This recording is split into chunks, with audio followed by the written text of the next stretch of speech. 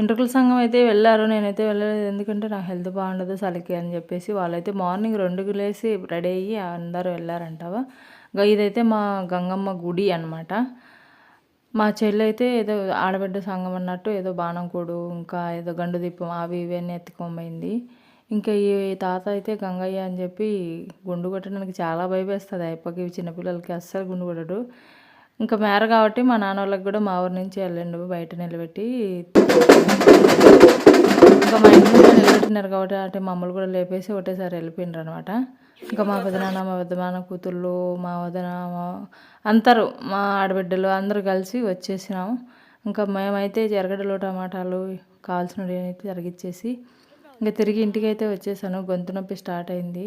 అందుకే గుంటనక్క మాదిరి కూర్చొని ఉన్నాను. పిల్లలైతే ఉయ్యాలు ఊతున్నారు.